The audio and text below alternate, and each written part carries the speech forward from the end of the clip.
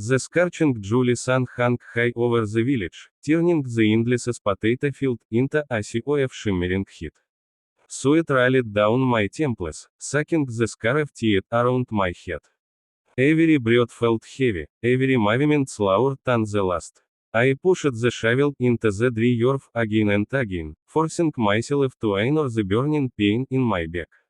For 3 hours I hadn't stopped. The pile of freshly dug potatoes beside me grew larger, but so did the ash in my shoulders. I looked around. The field stretched as far as I could see. Rows upon rows of potato plants disappeared into the horizon. It felt less like a family garden and more like a farm that would never end. My hands trembled. I quietly walked to an old wooden bench standing beneath a lonely apple tree at the edge of the field. Its shade was thin, but after standing under the blazing sun, it felt like paradise.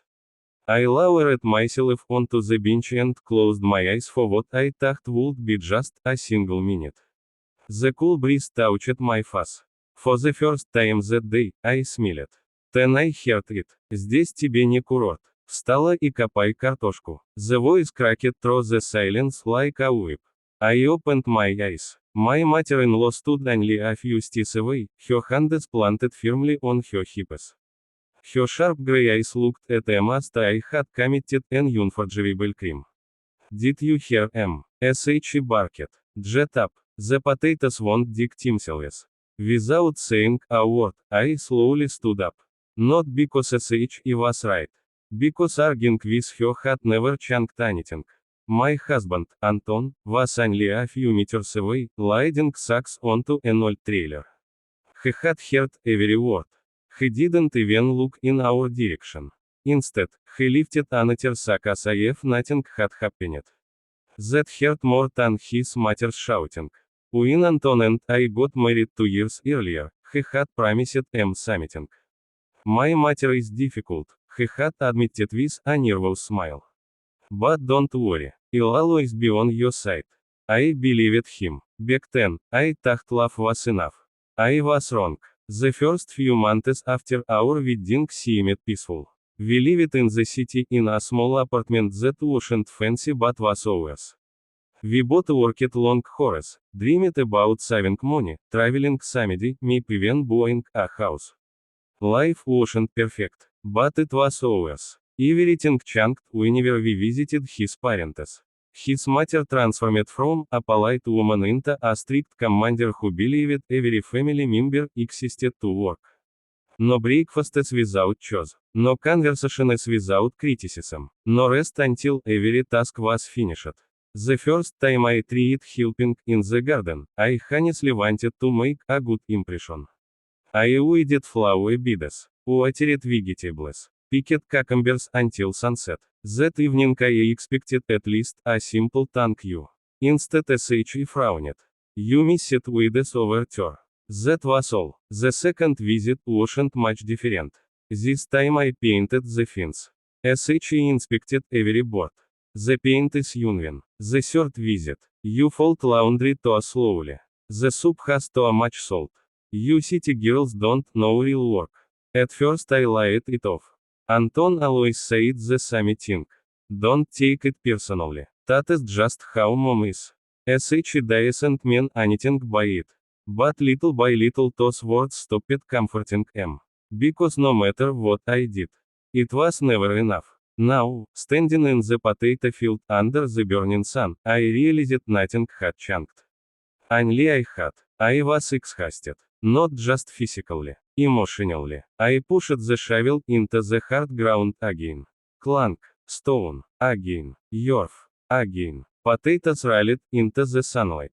Beside him, my father-in-law quietly filled buckets without saying much. Unlike his wife, he never yelled. He simply obeyed. Sometimes I caught him looking at him with sympathy. But he never interfered. Maybe after 40 years of marriage he had forgotten how. Around noon my stomach growled. No one had eaten since breakfast. I glanced toward the house.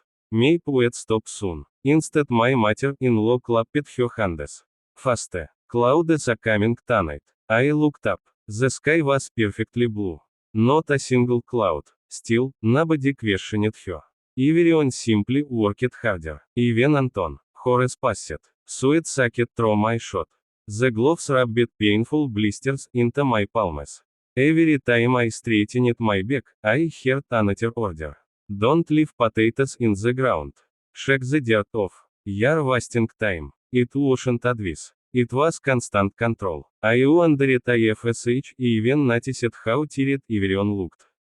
Or maybe SH simply didn't care. Finally SH announced lunch. We walked toward the house in silence. I secretly hoped the atmosphere would soften as we sat around the table. Instead, the criticism continued. You barely filled half your row. SH looked directly at him. Girls study have no endurance. Anton quietly ate his soup. Not one word, not one glance. I felt invisible. After lunch everyone immediately stood up. No coffee, no rest. Back to the field. I wanted to ask for 20 minutes. Just 20. But the expression on my mother-in-law's face stopped before I even opened my mouth. The afternoon felt even hotter. The air barely moved. Dust stuck to my skin. Somewhere nearby crickets chirped endlessly. Their song mixed with the scraping of shovels and the occasional command from my mother-in-law. Late in the day my legs suddenly weakened. I leaned on the shovel for balance. SH noticed immediately. What now? I'm just catching my breath. Catching your breath. SH lied loudly enough for everyone to hear. You work in an office. You sit in a chair all day.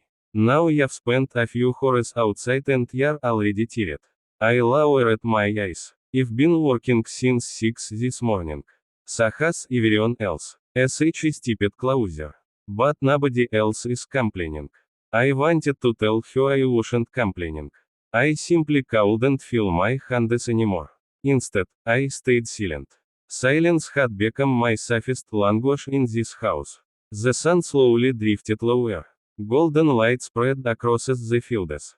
The work finally ended. Everyone carried buckets toward the storage shed. I lagged behind, hoping for a few peaceful minutes alone. As I walked past the fence separating our yard from the neighbor's garden, I heard voices. I recognized my mother-in-law immediately. SH was speaking with the woman next door. Your daughter-in-law helps you well? The neighbor asked. My mother-in-law lied. Helps. SH has to learn. SH looked exhausted. So what? There was a short pause. Then came the sentence that froze where I stood. Let her work. The more SH digs, the less she'll imagine this house will ever belong to her. Both women lied. I couldn't move. The shovel nearly slipped from my hands. So that was it. This had never been about potatoes.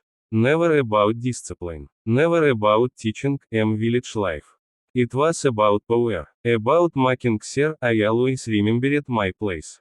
About reminding that no matter how hard I worked, I would never truly be family. I quietly stepped away before they noticed M. The evening sky glowed crimson as I walked toward the guest room. My body ached, but something inside had changed forever. For 2 years I had believed patience would earn respect. For 2 years I had convinced myself that if I worked harder, smiled more, stayed silent longer, things would improve. Now I understood the truth. Some people don't want kindnesses. They want obedience. And for the first time since becoming part of this family, I made a decision. Tomorrow, everything would change.